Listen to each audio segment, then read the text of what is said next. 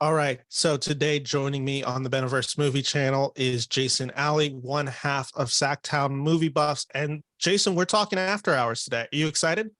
Yeah, totally. Totally. This is a really fun one to dive into. Uh, for me personally, After Hours is a movie that I had never seen. You and I had actually just discussed this movie when we last, actually, I guess our first time meeting.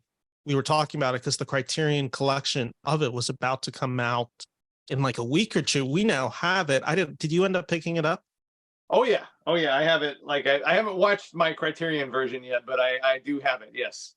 Yeah, so it just came out. We're talking about this one. And again, this is one of those rare Scorsese movies that basically pre-recording the series, I didn't know anything about, nor had ever like heard about it.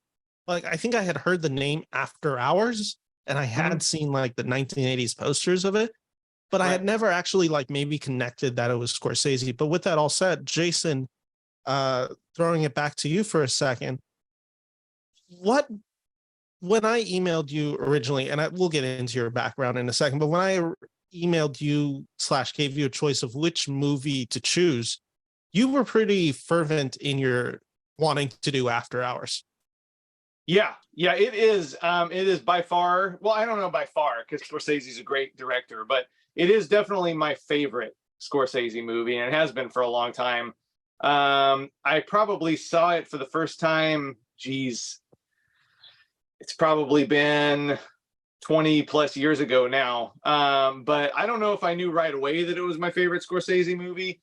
But it definitely has become my favorite Scorsese movie. And I think it's just because it it has a lot of Scorsese traits, but I like that it's kind of an underdog film. I mean, like everybody I know who has seen After Hours loves it, but it seems like not many people have seen it, and even fewer people, like you said, even know that it is a Scorsese movie because it is so, in a lot of ways, outside of like what he's known for, which is kind of like the mobster movies, the that kind of thing. There's a lot of Scorsese touches to it, but you have to be kind of an advanced Scorsese fan to recognize all those Scorseseisms. You know what I mean? What excites me about this film that you kind of touched on is just like, there's kind of a, for lack of a better word, stigma on Scorsese films, what those films typically look like. Yeah. And I think it's so easy for, especially the general public, but we as people who talk films often, or we kind of put Scorsese in a box. This is Hmm. the type of movies he makes. Yeah. After Hours is a great example of just variation of genre that's so impressive in Scorsese's filmography. I mean, if you just look at the 70s and 80s for him, from like within a 10-year period, because I believe After Hours is 1985. Yeah, it's 1985. We're Yeah. going from Alice Doesn't Live Here in 1974 to Taxi Driver to a musical in New York, New York, to a musical documentary in The Last Waltz, jumping to Raging Bull, then The King of Comedy, and then I believe post King of Comedy we get After Hours. I'm trying to remember. I might be skipping one because I believe Color of Money is 86. Yeah. Yeah. So in that, like, in that period, basically a decade, every film feels extremely different and varied. And yet, we remember the Mean Street slash Taxi Driver slash even the Paul Schrader aesthetic of Raging Bull, that we Right. kind of associate this. And it's so important to talk about when we talk about Scorsese is Paul Schrader as a writer. Hmm. But when we're discussing it, it's so easy for that aesthetic of them as filmmakers and writers working in tangent to be the dominating force of which we kind of frame our discussions of Scorsese, especially in this early period. After Hours kind of breaks every convention of what we know Martin Scorsese to be. Right. Right. Very much. It's not. It's not a like a gritty, uh, dramatic character study. There is some violence, but it's not overly violent. It's got kind of this. It. In fact, one of the things, like, before I had seen it, I'd only seen the poster, like you mentioned, like the Mm. poster with Griffin Dunn's head on the top of a stop, stopwatch with Stopwatch, like yeah, his neck or twisted around.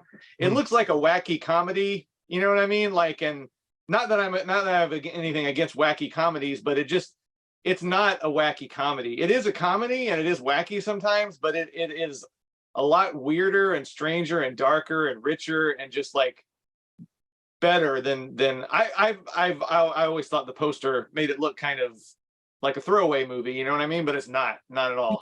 That poster, because I thought the same thing, because I remember actually seeing this movie at Blockbusters in the early 2000s on like the shelf with that like poster that you described. Yeah. What's interesting when we're talking about that is just simply there is a throwaway nature to the movie's poster that feels, and not throwaway poster, but it feels like the poster to like a lot of John Hughes types movies, a lot of like sex comedies of the 1980s. It kind of has like a pretty, I'm trying to think of what that movie is called, and I want to say it's Johnny Depp, but I'm not positive. But it has like this kind of shine to it. It has this polish to it that just doesn't, it feels so much more in line with the comedies of like even something more in line with like, oh my God, what's the movie with Johnny Depp with the robot? Or with the Bad Science? Robot? Is it called Bad Science? It's Weird Science. Weird Science. That's the one I was trying to pull. Yeah. It kind of going into this movie, that's kind of more of the aesthetic that I was thinking this movie was going to be. And what's so fun about this movie is it does use the broad strokes of a 1980s comedy. In fact, even the 1980s sex comedies, and inverts it on its head. It is straight up within the period of the 1980s. It is exploring all the ideas that 1980s movies explore. It does use comedy quite effectively.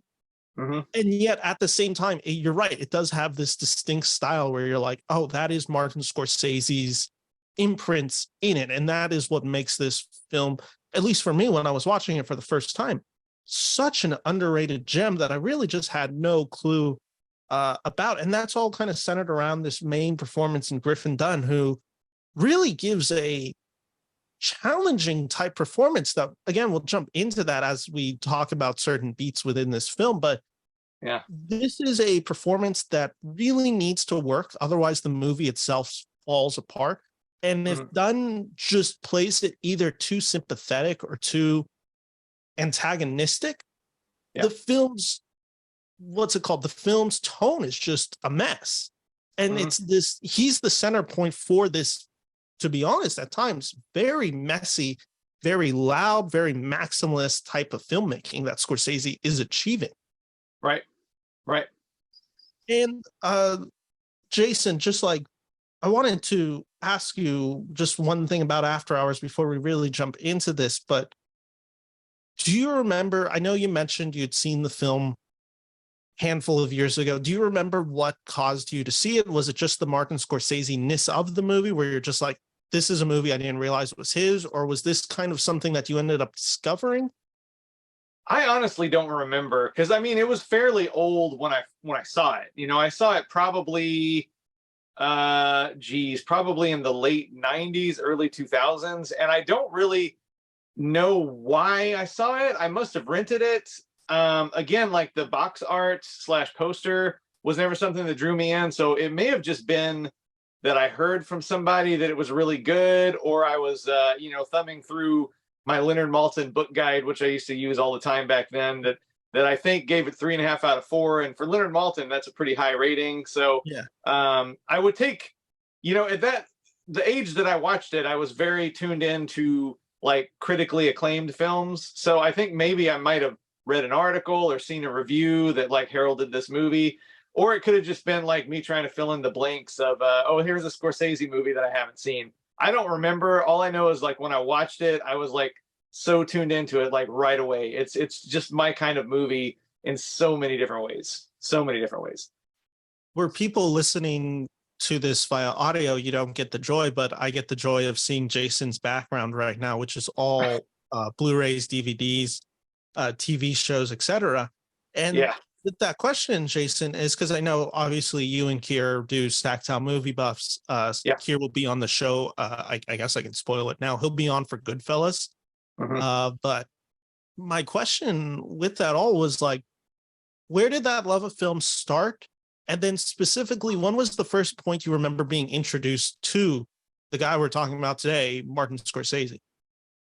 Okay, well, the first part of that question, I can say pretty much is, from birth is probably a little silly to say, but Mm. definitely some of my earliest memories are film related.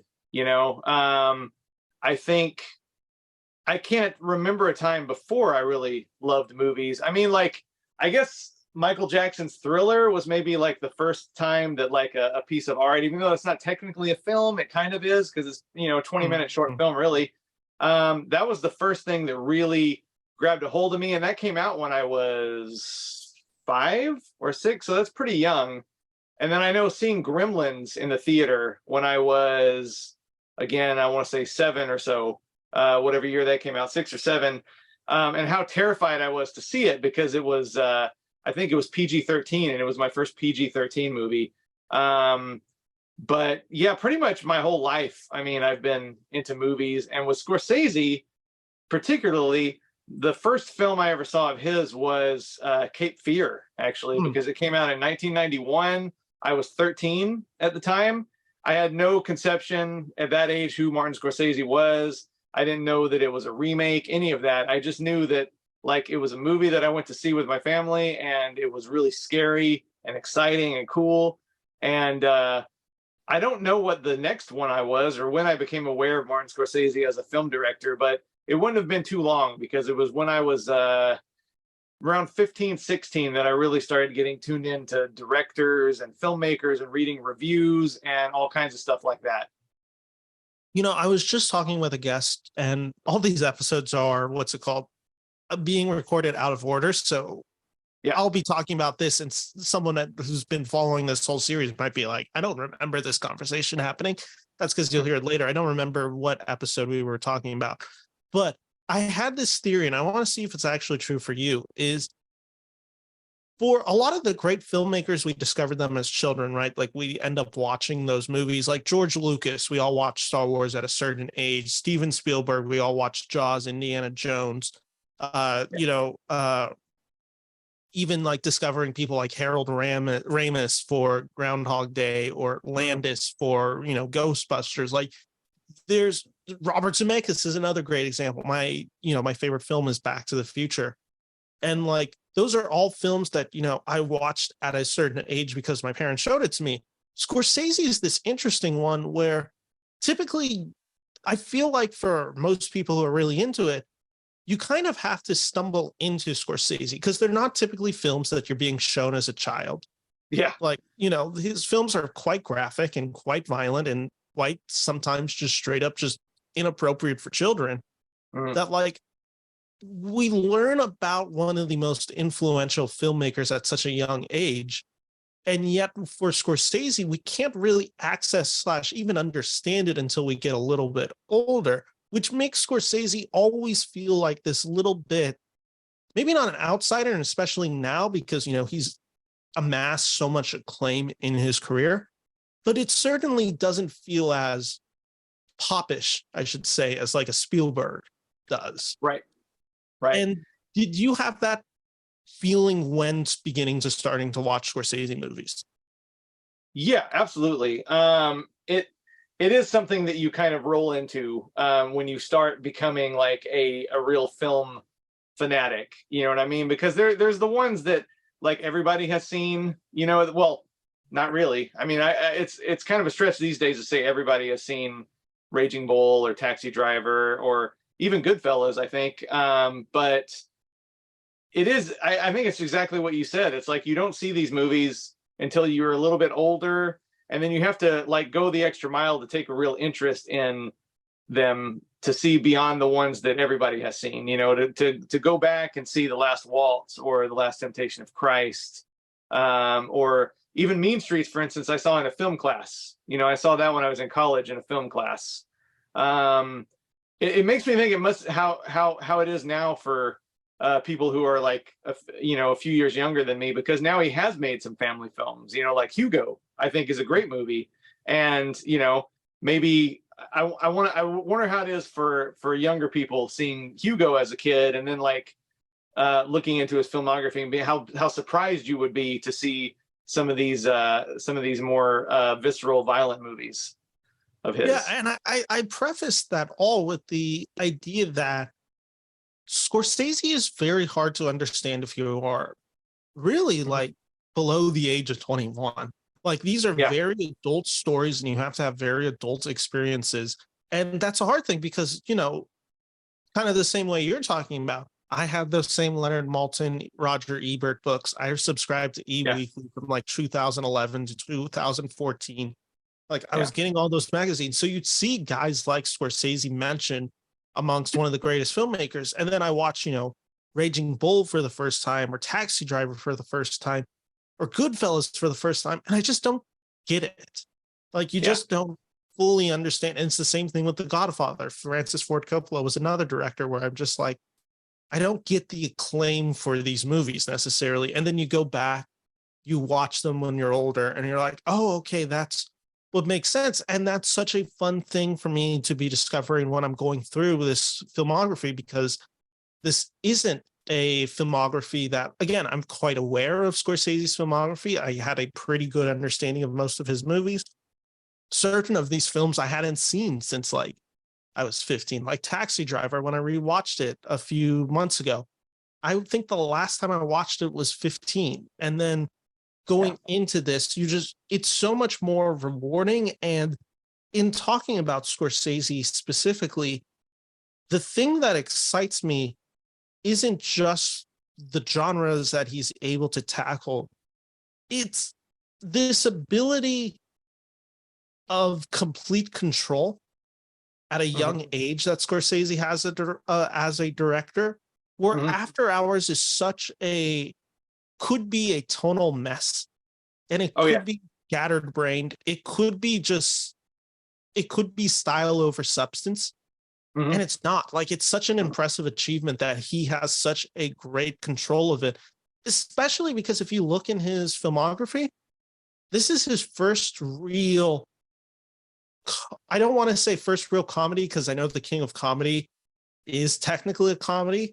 This one is far more bombastic in every sense of the word than than The King of Comedy. This one feels far less personally attached to Scorsese than King of Comedy does, obviously, due to how Scorsese relates to King of Comedy and some of the things that were going on in that world or his orbit during the time. After Hours is really, you described it as not necessarily a slapstick comedy. It's not that, but it's also not that. Like, it's closer to Looney Tunes than it isn't. Yeah, totally. It's just also, it's got this very dark streak as well, and it's got this kind of creepy surrealism at times. And honestly, to me, it's like the first time Scorsese kind of dipped his toe in horror a little bit, somewhat, before like going full bore into that with, you know, Cape Fear later on.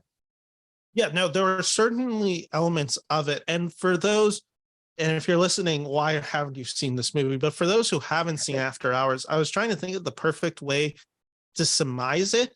And apologies for the language, but it's basically Martin Scorsese's thesis on how he can fuck one guy over as many possible outlets in a 90-minute sitting. That is what this movie is. It is, how much can I mess with this guy? And at every turn, what can I do to mess with him? Yep, exactly.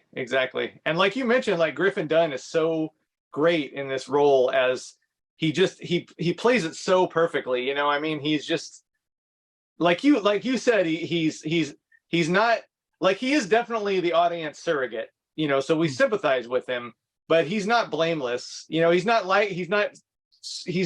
too likable. He's not too oafish. He's just kind of like, he's just Griffin Dunne, you know what I mean? And it just, every time I watch this movie, I appreciate more how finely tuned it is, and how his reactions to all the insanity that's going on around him and all these bizarre people he keeps running into, how he plays off of them so well, you almost don't even notice how good he is the first few times you watch it. And then, like, the more times you watch it, the more times you realize how finely tuned that performance is. This is such a great example of, and I was trying to think of the exact term, because I don't want to just copy Bill Simmons' term where it's just heat check performances. Someone who comes in the movie, just changes the temperature for like 2 minutes and then like leaves the movie and we never see them again. But this movie is full of performers, character actors who just come into the movie, interact with Dunn for about 2 to 3 minutes, and then just like walk out of the movie and we don't really see them again.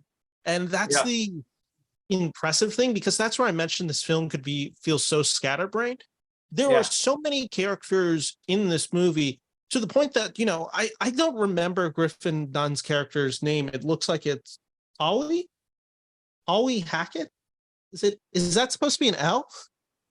I don't really see. I don't know. My copy of After Hours, like the back of the case, is like, and you can't really see it, but where it says, I think his name is supposed to be Paul Hackett. There's like a line missing. Yeah. So it looks like Paul. Oh, I think it is like, Paul. I think Paul Hackett. Yeah, that's right. Paul, and like that is kind of the, you know, what this movie achieves so correctly is like on the back it just says a mysterious woman played by Roseanne Arquette. We don't really need to know who these people are or feel fleshed out. We just have to kind of be along for the journey of this movie. And if this is a total, you mentioned this idea a few weeks ago when we were talking about movies post recording something together. You talked about how this is a total, in general, I should say. Yeah. There's some movies that are, and I'm trying to remember the word that you, wavelength movies where you have to be on the wavelength for the movie to get the movie. And After Hours is that kind of just perfectly, where it is, you have to be on board for what this movie is. Otherwise, this movie is just going to be too much for you. It's not it's a black comedy in like the darkest terms possible, in the sense that it is just at times relentless and cruel and even like sadistic at times. The thing that it reminded me the most of, and I kind of alluded to it earlier with Looney Tunes, is it's Duck Amuck, I believe is the Daffy Duck cartoon where they're just messing with Daffy Duck the entire time. That is what this movie is. It's a live action Duck Amuck. Yeah. It's almost like I don't know what the word is, but it is very much like that in that like no one person could logically have this many things go wrong, and it's like, who is messing with him and why, and does he deserve it? Like, I don't know if he does or not, to be honest. Yeah, no, it does feel like the whole time you, especially watching it the first time, you do think it's leading to something. Like you're going to find out that there was this person kind of like, you know, the Oz, the great and powerful, kind of pulling the strings the whole time. And like there was going to be some confrontation. No, it's literally the story of the guy who's having the worst luck of your life. And that's so relatable, because we've all had those days where it just feels like we keep getting kicked down and kicked down. And then when we're like, well, this day can't get any worse, it always just somehow finds a way to get worse. That's the human relationship that we can have with this movie, where we can look at a character like Paul, who, again, as you said, isn't particularly likable in a lot of the traditional sense. He's not a typical protagonist.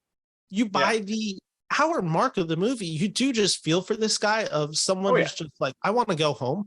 Like that's all I want to do is just go home. I don't mean he's he's definitely not unlikable. He's just kind of a blank slate. You know what I mean? He's an everyman in every sense of the word.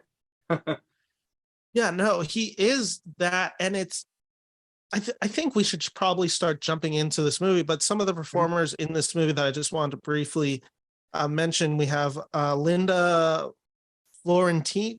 Is that how you pronounce her name? Fiorentino. Yeah. We have Terry Garr, we have Catherine O'Hara, and we have John Hurd. And then, like I said, we have Roseanne Arquette as kind of the woman that kickstarts this whole movie for us. And it's been a few weeks since I've seen it, so I'm going to try to kind of just set the stage for this movie. Paul is this 1980s businessman working on maybe not necessarily Wall Street, but it kind of looks like Wall Street adjacent. He's very much in the office setting. You get this sense of maybe not entrapment, but you certainly get the wear and tear of a 9-to-5 job on him. He's a drone. Yeah, exactly. And then like he goes out, posts his work shift. He's reading a book. Roseanne Arquette's character meets him. She calls him at like 11 p.m. to come to this like mysterious part of downtown New York. And that's kind of where the movie starts. It's basically midnight when he gets there. And we go from midnight to 6 a.m. And shenanigans ensue. And I'm trying to remember, do we know exactly where this is set in New York? Is this which borough this is? I think it's Soho. I think he's going into Soho. That's it. It definitely is Soho. Yeah. And that's, I guess, just like, let's start with, well, I don't even know where to fully start with this movie, but watching this movie again, where did you just kind of like, what did you notice the first few minutes of the movie? Like the tone, anything like that? Because I have a few thoughts on it. So I just kind of wanted to get your kickstart of this conversation. Sure. Well, I can say like the first part of the movie that really grabbed me is the scene in the cafe where he meets Rosanna Arquette. Because at first it's just like a little bit of an intro with him at work. It's a very thankless job, a very dull, just like, data entry. He's basically doing data entry, boring. And then he's just a normal, average everyman. And he goes to this cafe and he sparks up like a conversation with this pretty lady. And at first it seems like a fairly average, like, a meet cute, as Roger Ebert would say, you know what I mean? Like, oh, we like this book, we like the same book. Their banter is like very believable in the way of like two people meeting each other who might have something in common enough to at least kind of feel this out and see where it goes. You know what I mean? And she seems, spoiler alert, she's not totally normal, but she seems very normal, very likable, very sweet. And then basically it ends with this kind of, promise of we'll see each other again. And like, I still think of it like the moment that this movie really like locked me in was when, when they're parting ways and like she winks at him and like it does this, like Scorsese loves doing these like quick zoom ins, you know what I mean?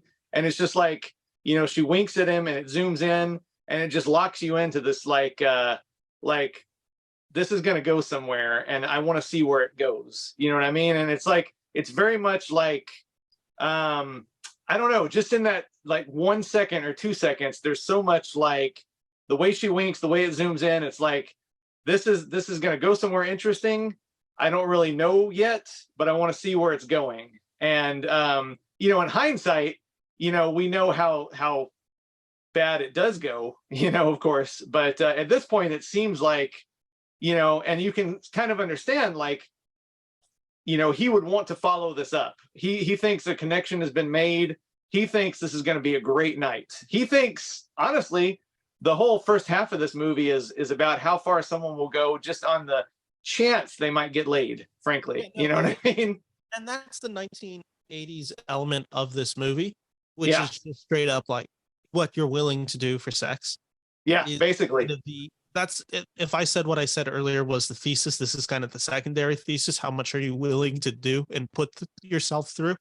Yeah, just on the chance that you might get laid. I always find it so interesting with Scorsese is he is a director that is able to kind of use the full package that is the actor or actress he is working with and typically fully understands the actor's capabilities or what they bring to the table. And with Arquette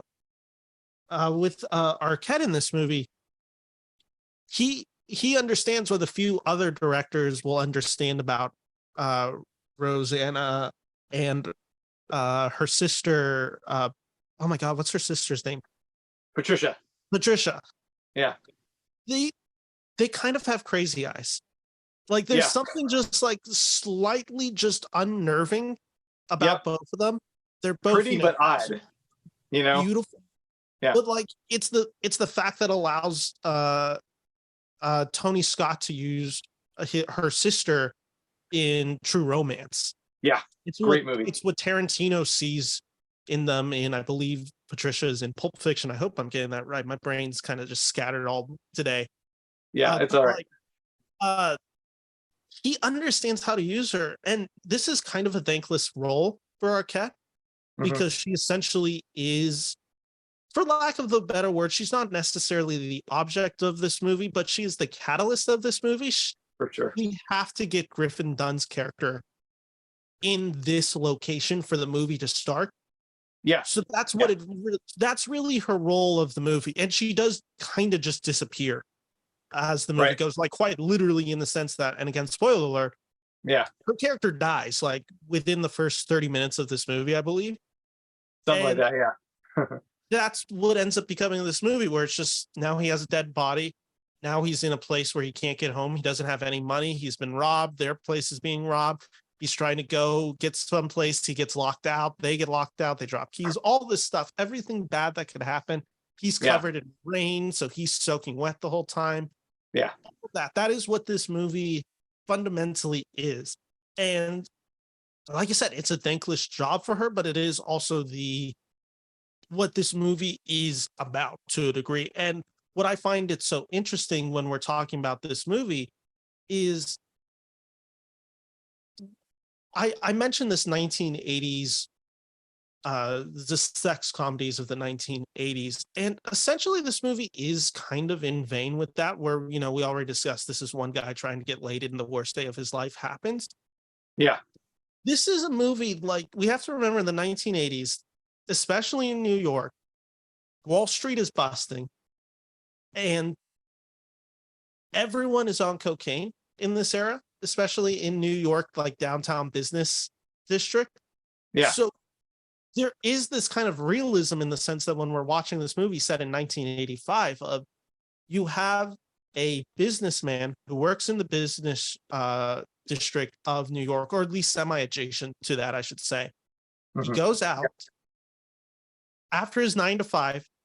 It's a crazy day of just, shenanigans and shenanigans. And then at 9 a.m., he starts it all over again. Yeah, he winds up right where he winds up at the end of the movie, right where he began it. Exactly. There is this nature of this movie where it is just like, even if it is satirical in a sense, it does kind of understand that culture of Wall Street that will then kind of be talked about later in the 1980s again, with people like Oliver Stone making Wall Street, but also specifically Scorsese goes back to this idea with Wolf of Wall Street, where it's just like Griffin Dunn's character could have just worked at Jordan Belfort's branch in like 5 years later. Like, he does kind of have this, like, this is the type of work I do. This is the type of lifestyle I live. I'm recording this podcast sick, which actually is kind of a great, like, I decided to move forward with today's episode solely because I'm like, I've never felt more like I'm in Paul's head, except when you're recording a podcast and your like brain is like slowly melting in and you feel so sleep deprived. This movie is largely an anxiety attack. The movie that when I was thinking about it, I compared it so much to, or reminded me of, was the Safdie brothers. The Safdie brothers, especially what they do in Uncut Gems. This just kind of like loud, bombastic New York, and like the seedy parts of New York, this underbelly of New York that isn't even the crime district. It's just this kind of weird, seedy, little disgusting, little grotesque, very perverted, just like alley of life that is so ingrained in New York, and especially New York in the 1980s. Yeah. That it makes this movie so fun to discover because Scorsese's so interested in this, and you feel that as a director. Yeah. Yeah, I love how he nods too to the the punk rock and like S&M underground too, you know what I mean? Like that was so prevalent in New York in the late 70s and early to mid 80s. But it's one of those things, like, at the beginning of the movie, you definitely don't expect Paul to wind up in an S&M punk rock nightclub with his, half his head shaved. I'll put it that way. Yeah. There's a funness to this movie as well, and especially when thinking of Martin Scorsese is, Marty is 80 plus years old as he's about to release Killers of the Flower Moon. And his ferocity of filmmaking hasn't slowed down in any way. He doesn't feel like an old director in the sense where it's just like his movies feel a little long in the tooth. This does feel like a director making really fresh, ideas, and maybe this is just the people that he surrounds himself, but he seems to be very well versed in popular culture in each decade that he works in. And now that's been Oh yeah. 60s, 70s, 80s, 90s, 2000s, 2010s. He's worked now for 7 decades, in seven Wow. different decades. Wow. And Yeah. there is just, like I said, there is something really incredible about when watching this movie. You're just like, this punk rock movement that they're talking about. It's the same thing that in Departed, which is set in 2005, like a rap song is heard in, downtown Boston. Like Leo and one of the other characters are listening to rap. Or it's like the idea that in Wolf of Wall Street, the movie, the trailer soundtrack is set to Kanye West's Black Skinhead.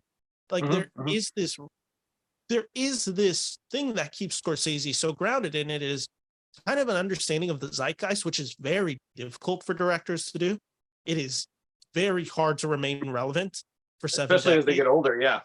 And like he has that. And again, that's probably credit to people that he's worked with, his editor, whose name I'm blanking on right now, but his editor basically since the 70s. This is credit to the people that he's worked with in writing.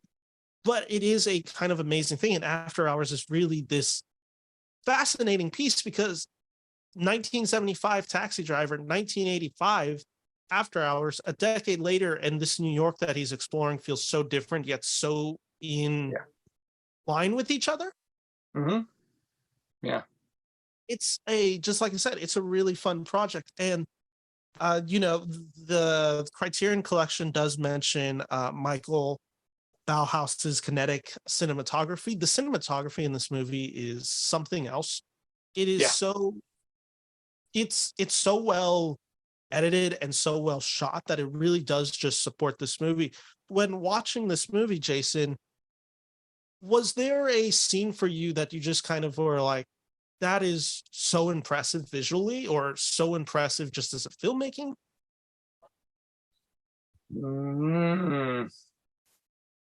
I don't know. When I think of this movie, I think of very specific moments. Like I mentioned, and I'm sure the cinematography is amazing, but like I think of really small things, like the one I mentioned before with the quick zoom in on Rosanna Arquette's face when she winks, and it's like that like promise of good things, but like with that kind of her, those Arquette odd eyes, you know what I mean? Like underscore. And the other thing is, one thing I mentioned earlier that it is kind of the first time he dipped his toe in horror, which is my personal favorite genre. I'm a horror guy. So one thing that is cinematography related that is not, I wouldn't say it's like a big firecracker moment or anything like that, but there's this moment later on when he's sitting on the bed with Rosanna Arquette, and that's kind of where it first tilts into something like, whoa, what kind of movie am I watching here? Where, again, he's just like this ordinary guy, office drone, just trying to get laid, will do almost anything at this point to get laid. He really likes this woman. And she's already, when he visits her at her apartment, she's not quite the quirky, likable person anymore. She's being very strange. And she tells him this like long story of when she was raped. And the story goes on and on and on. And it's just kind of like, first of all, you're wondering like, what, isn't this a comedy? What am I watching right now? And there's this moment where she says like, he came in right through that window, and like the camera pans over to the window, and the window is open, and it's a very creepy moment. You know, half and it's expect like him to be in that shot. Right. It's like that is the moment I think of when I think of the way this movie's shot. And it's not like a complicated camera movement. It didn't take a lot of work probably, but it's something that like takes you by surprise. It's very evocative. It's very creepy, and it's very unexpected. And I'm sure there's way more interesting camera movements in this movie, but that is what I think of every time I think of this movie, is that pan over there and like the creepy feeling that it gives you, and how unexpected it is, and the kind of movie that you think you're getting into with this one. And that's kind of like the first time where this movie it's already started to get weird, but it just gets weirder and darker and more surreal and more absurd as it goes. And that's I know it's like I said, it's not really like a big ticket cinematography moment, but it's the one that I think of when I think of the camera work in this movie. No, yeah, no, I totally agree. And the story that Roseanne Arquette's character tells, I think, is actually kind of fundamental to understanding this movie. The Arquette character, it's a really, and this is kind of where I mentioned kind of the thankless role of this piece of this movie, because the only, and this was the one element of the movie that maybe I don't even wish that it wasn't in there, but it is certainly one that just didn't necessarily sit right. It does feel like the Arquette's character telling her story of rape is essentially in there to kind of like make Griffin Dunn's character kind of realize, oh, maybe tonight I'm not getting laid and something's weird is going on in Soho. Yeah. And Yeah. like I said, there is an element where I actually do think it works in a really, really dark black comedy sense of the word. Like Yeah. there is something really inherently funny about Arquette and Griffin Dunn's interaction. Yeah. It's also so, and it's so purposely, but it is so distasteful. Yeah. And Oh yeah. this is Yeah. the moment where you really feel like it kind of works, because then it allows Griffin Dunn to get punched around for the next half hour. Hmm. And you've to just kind of enjoy it. And then there's the period of the film where you now just start feeling like, all right, he's taking his beatings enough. Like, let's Yeah. bring him Yeah. back to reality. Yeah. Yeah. And so it does actually work, like I said, in a really good way. It does certainly have a level of uncomfortability to it. And Oh yeah. purposeful, Especially but because it. Oh, go ahead. Sorry. no, sorry, go. But it is purposeful in its discomfort. Oh, absolutely. And it even making it more complicated is that it ends as a joke. You know what I mean? She tells this horrific story, and there's that creepy pan over, and then and then she says like, I can't remember the exact turn of phrase, but ultimately she's like, "Oh, he was my boyfriend at the time." You know what I mean? And like it ends as kind of a punchline, like, "Oh, we did this all the time." You know what I mean? And then what I forgot earlier is, and then there's a wonderful moment too where the phone rings, and well, first of all, he's like still reacting from this revelation, and then the phone rings, and all she does is kind of look at it, and he's just like, where am I? Like, I've heard this story. I've heard this thing about her past. The phone's ringing and she's not answering it. You know, and it's just like so many like mixed signals and like weird, unexpected discombobulation in that like 2 minutes of screen time. You know what I mean? It's very much, and you identified it, and I didn't put it to words, but you're totally right, is this idea of horror. This is almost in ways like this is Scorsese auditioning for Cape Fear in certain style ways. Like there are the elements, and this is always one of my favorite things when you go back and learn about a director, is seeing their style develop. Mm-hmm. And for Scorsese, After Hours is just, again, it's so stylistically rich in every moment, and every location starts to feel fleshed out, because this is another thing. We're in this small little borough of Soho, and it would be so easy for Soho to kind of start feeling like a plot device. Mm-hmm. Like we're just going from one building to the other building, and that this Soho, this like few blocks of Soho, just happens to have everything that we need there.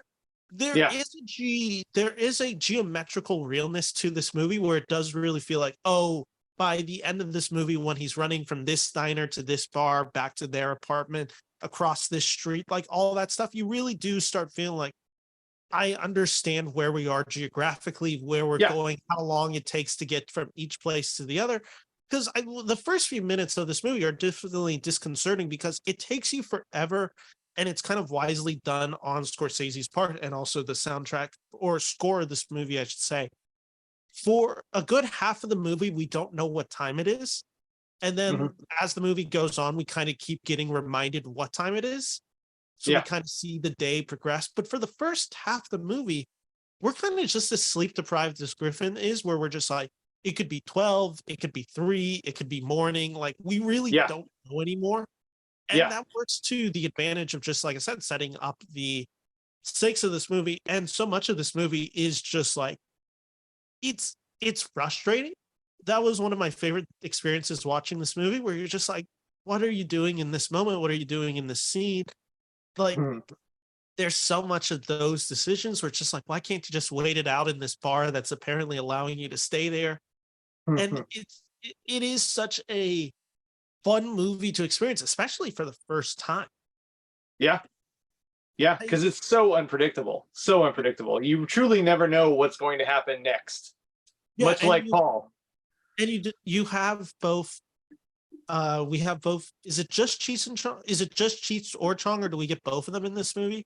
Oh no, it's both of them. Yeah. Okay, that's what I thought. We do get both of them in this movie for really fun supporting characters, performances in this. There's just like, there's elements to this movie.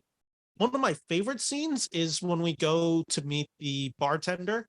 Yeah. Who we end up finding out is Arquette's boyfriend, of a sense. So we're kind of it makes the fun example of where unreliable narrator, and also we're not sure to believe if the person that Arquette detailed in that story is supposed to be this bartender.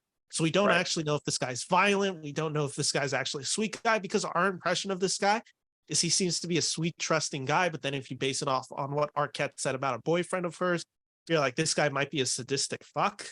Yeah. And, yeah.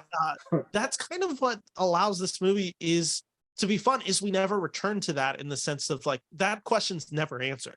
We don't know exactly what that relationship that bartender has with Arquette. We don't know if it was a good relationship. We don't know if he was, or she was cheating on him. We don't know if he was aware of the cheating, all this. And it makes for this really great bout of anxiety, because at some point there's so many threads in this movie where you're like, that's going to come back at some point. Like, we're going to get the confrontation of this scene.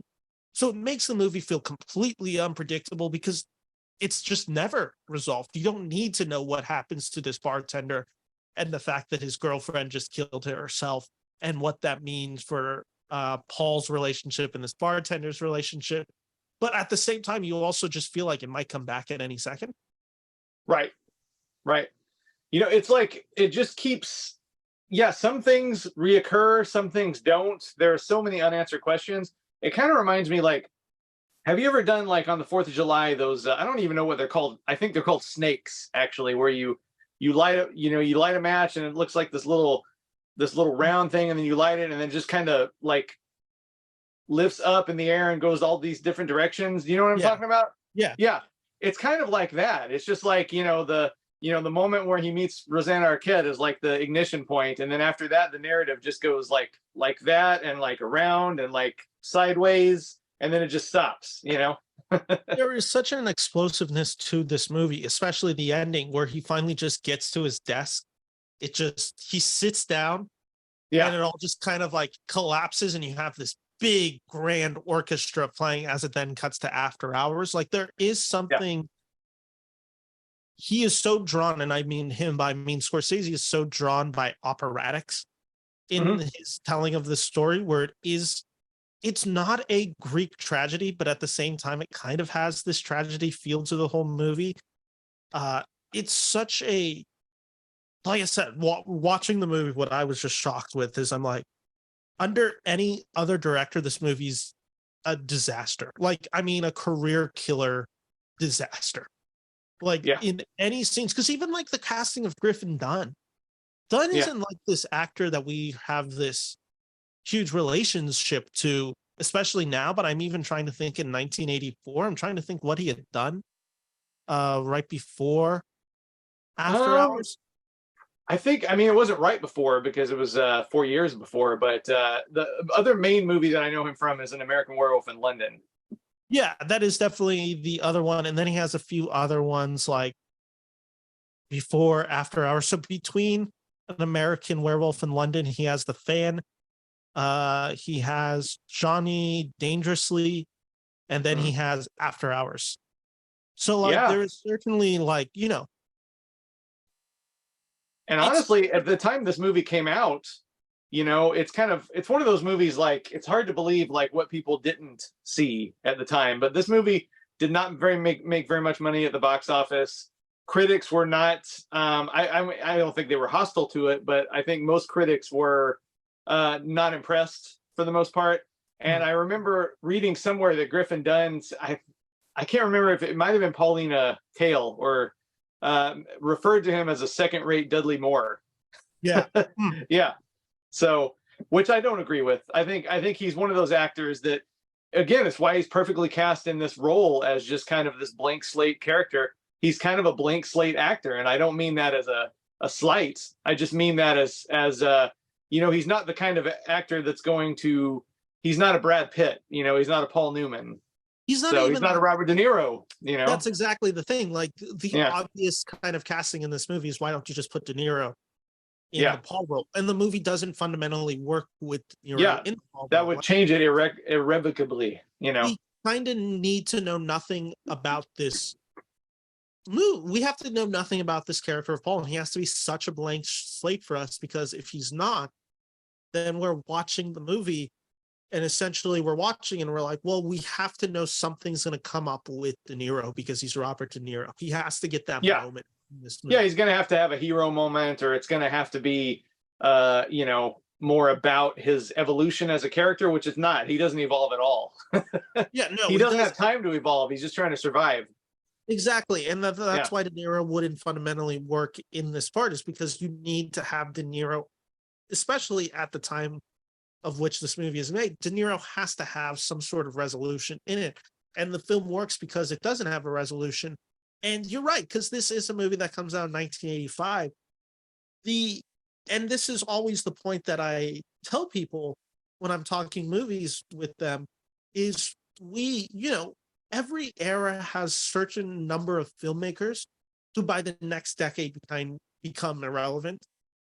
And After Hours could certainly have been that for Scorsese, in the sense that, like, Raging Bull is obviously a critical success at the Oscars.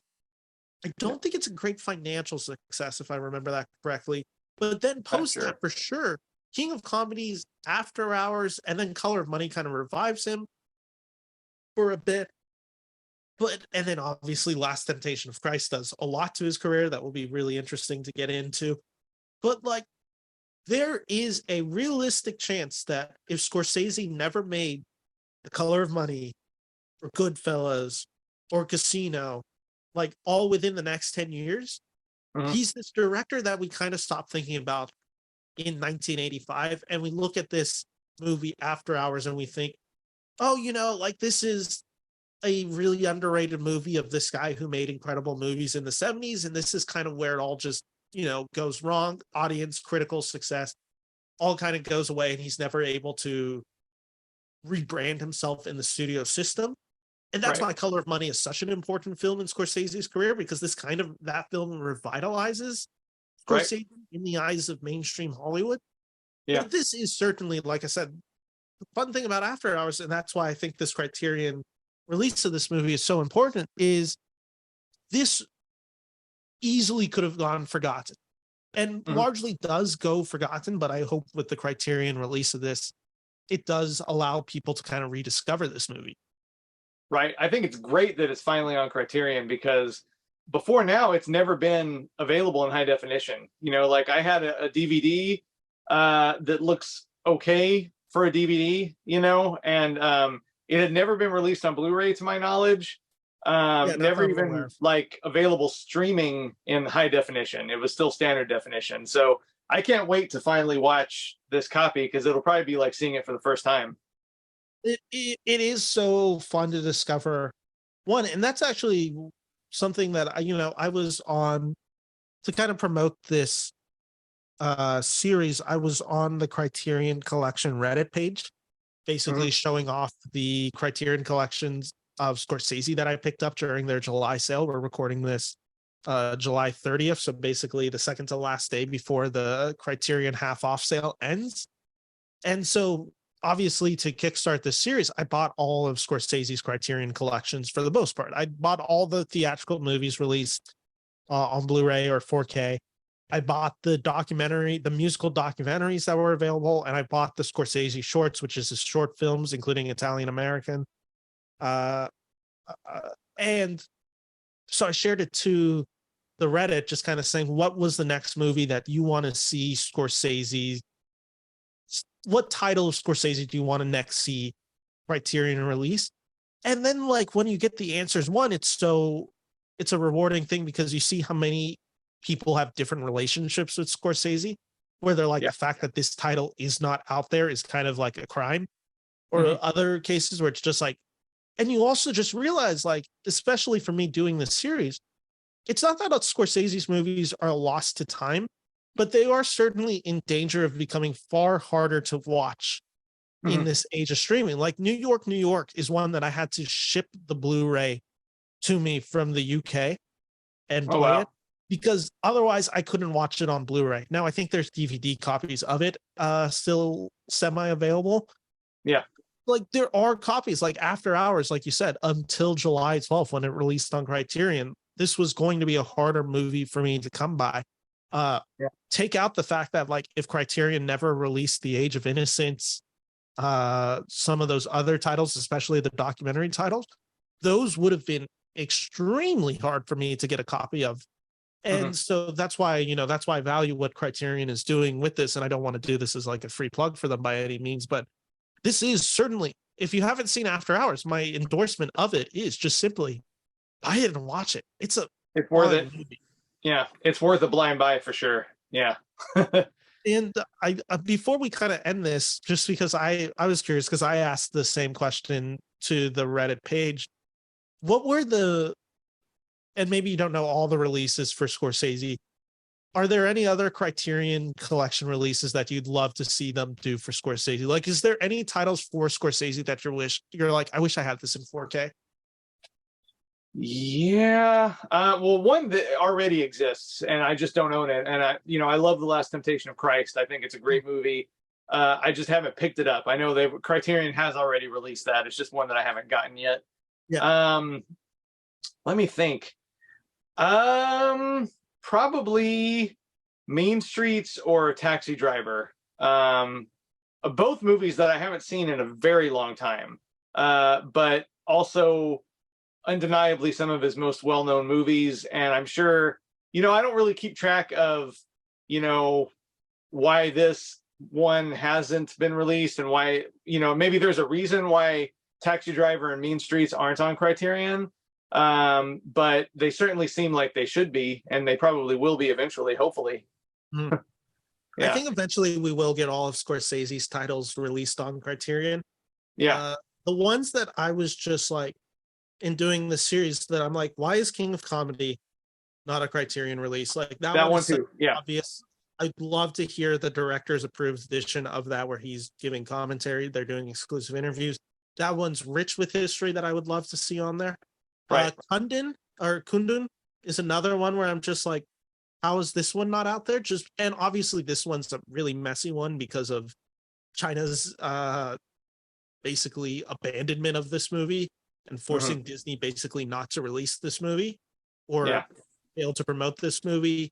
Like that one's a really messy one. That would be one that I'd love to see rediscovered.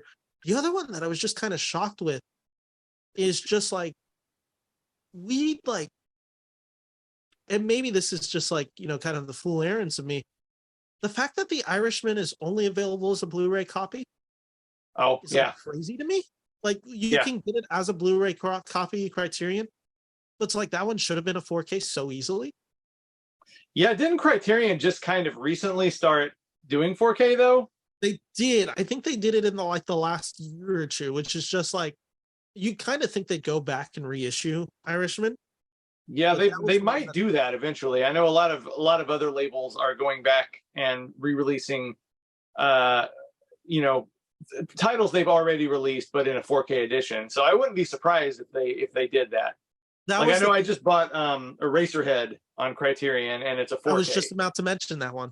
Yeah. Because I was going to buy Videodrome on a Criterion Blu-ray. Yeah. And then I looked it up and I found out that I think it's October or November, the 4K releases is going to happen for that movie for Criterion. I'm like, well, I'm just going to save my money and wait to get it on 4K, like, because that's obviously Yeah. for $5 more. That's the format that I want to have it on. Right. Right. But with that said, any closing thoughts on just After Hours in general? Just that it's just a great movie. Like, it's the kind of movie that you watch, no matter how many times you watch it, you notice more interesting little details.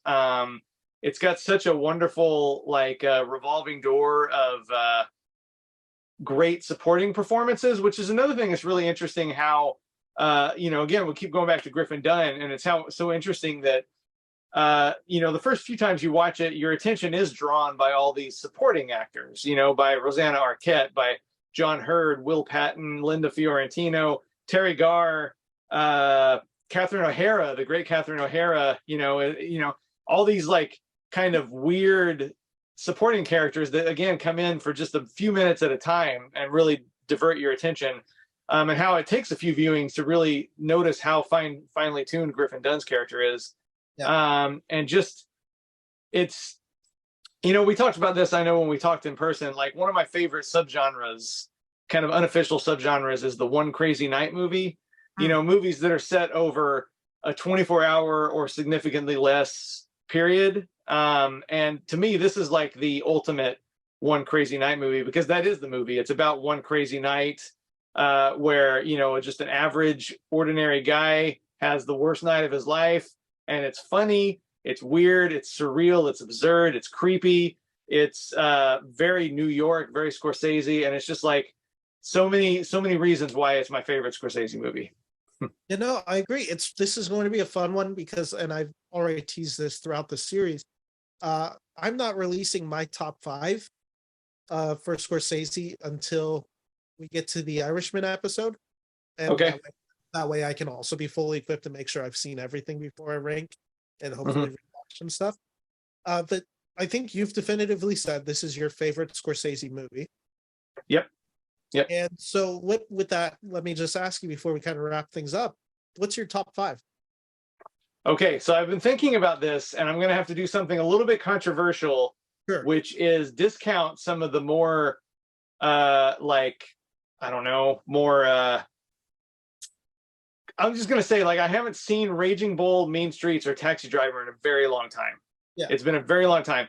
So I need to see them again to know how I would rank them. So because I don't know, because I just have memories of how good they were, but nothing specific, I'm going to discount those. Sure. So I'm going to go with the ones that I know I have seen more times and more recently. And that's number 1 is obviously going to be After Hours, my favorite for sure. Probably after that, I would say Goodfellas.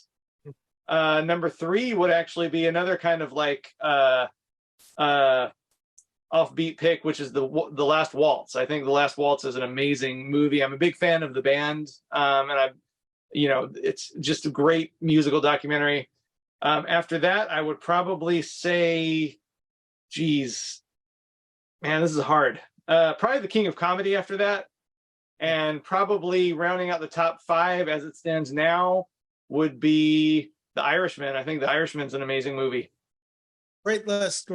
I can't wait to share that and see when this series is all done, what everyone has and what's most really. I do feel like Goodfellas, once it's all said and done, is probably going to be most people's, if not their top, in the top 2 or 3 for sure. As I'm losing energy, I just want to kind of wrap up this episode and just ask you the 2 questions to end this show. Who is an actor, actress that sadly has passed away, that never got the chance to work with Scorsese, that you would have loved to have seen work with? I know I was supposed to be thinking about my answer to this question while we were talking, and I forgot to.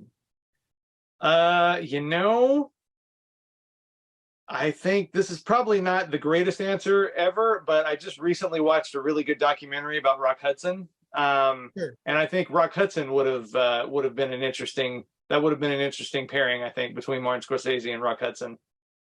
Yeah, my answer, because I'm trying to answer it for every time I do it, I'm just going to go Marilyn Monroe.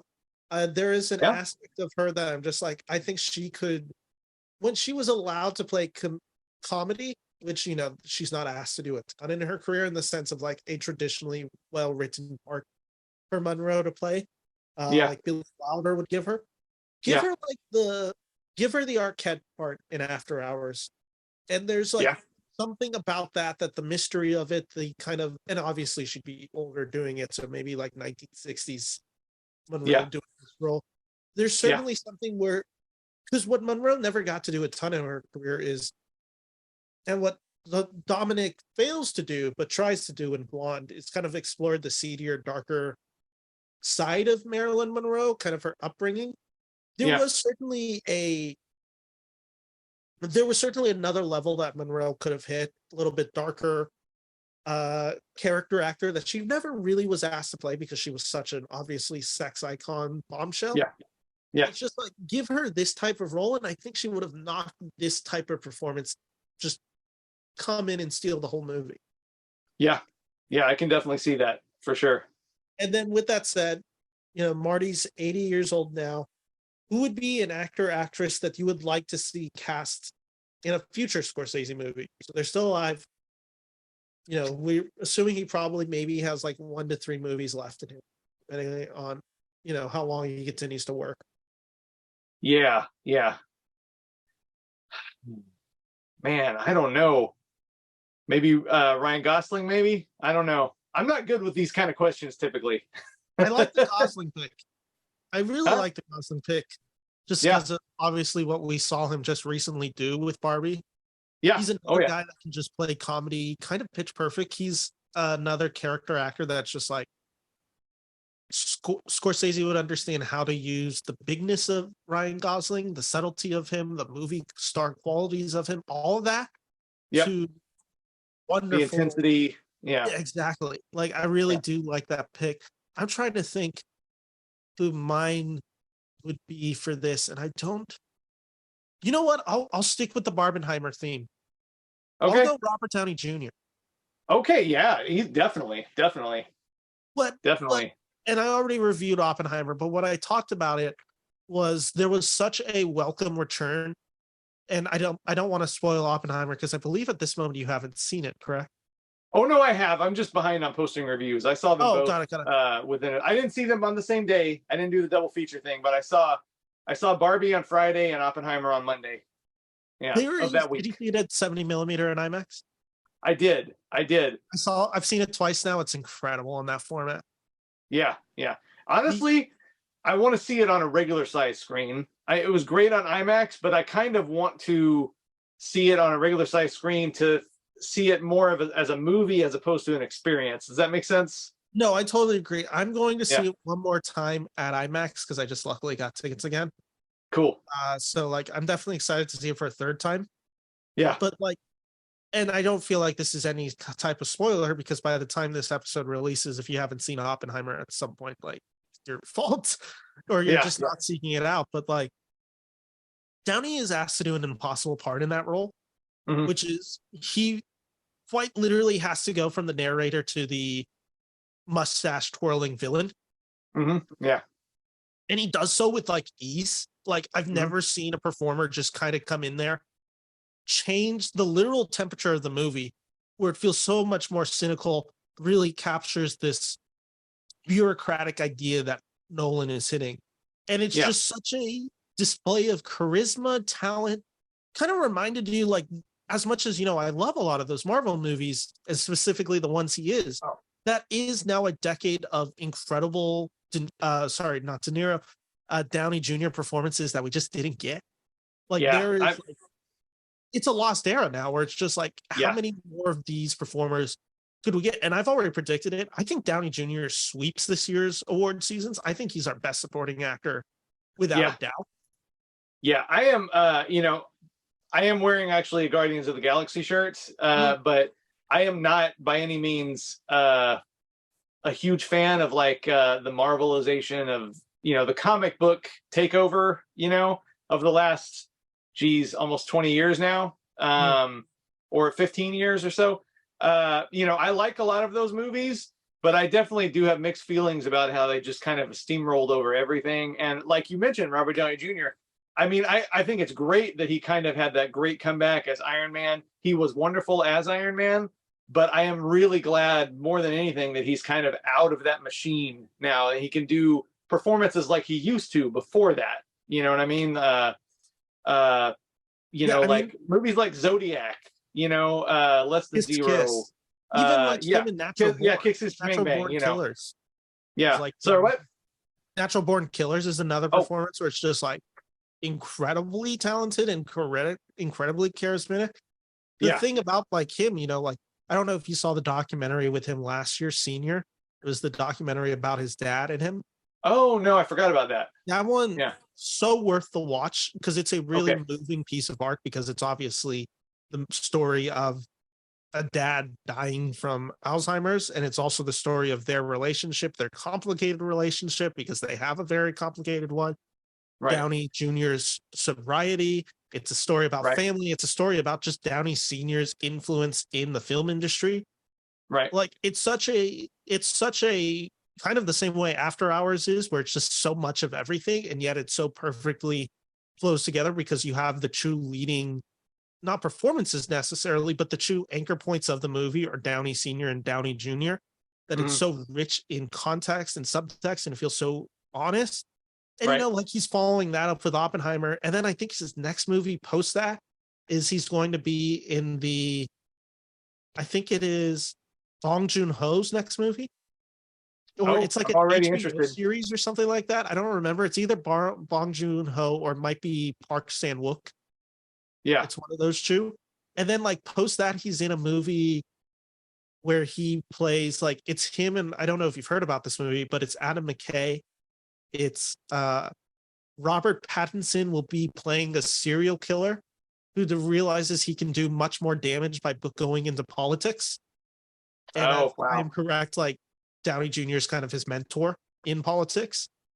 And that's just like, that's the range of like Downey where I'm just like, that is so exciting to me. Yeah. Like where I'm just like, when he takes over a movie, no one can match his charisma and just the effortlessness of it. And just putting him in a part like a Scorsese movie, like he kind of fits into any of the Scorsese movies, or at least the more modern Scorsese movies, kind of with ease. Like it's like you could totally see him coming in The Wolf of Wall Street. You could totally see him being in a scene of Departed. Like you could totally see him being in like, Casino or Goodfellas. Like there's so many of these movies where it's just like, oh, he's such an obvious, put him in this movie and you're gonna get gold. I'd love to see him in this. Yeah, you're exactly right. And like all the things that he's got coming up do sound great. And it is really nice to see him, like, again, like he's out of that kind of corporate machine that you kind of have to be swept up in when you're in, when you're a Marvel superhero. And it's good to see him, that he's going to be taking on more challenging roles, more interesting roles, now that he is, it's kind of, nobody wants another Sherlock Holmes movie, Doolittle, tanked. And honestly, I think it's kind of a good thing because he's back to doing the movies that the kind of roles that made him as well known as he is, he's one as of respected as he is. Like rare movie stars where you actually put him in a movie and he's so recognizable and there is such a charisma with him that it does feel like he can still be an audience draw. And he's also one of these guys that you put him in movies and it's just like, it's easier to bank a movie if you have Robert Downey Jr. in it, even if he is a little expensive to pay. You are just like, okay, Robert Downey Jr. is in this. We have a chance at success. Right. So that's exciting for me. But with that all said, that is our After Hours episode. Join me again tomorrow for, I believe it's Color of Money. Yeah, it's the Color of Money where Scott Mance will be joining me for that. Jason, thank you so much for joining me in this episode. Is there anything you'd like to plug or just kind of promote while you're here? Nope. Just, keep theaters alive. Go keep seeing movies. Streaming is great. But, keep theaters in business, please. Yeah, exactly. And with that all said, guys, thank you all for watching. Apologies, you probably noticed me sinking more and more slowly into my seat. I think the fever is starting to kick in. But thank you all for watching. Take care.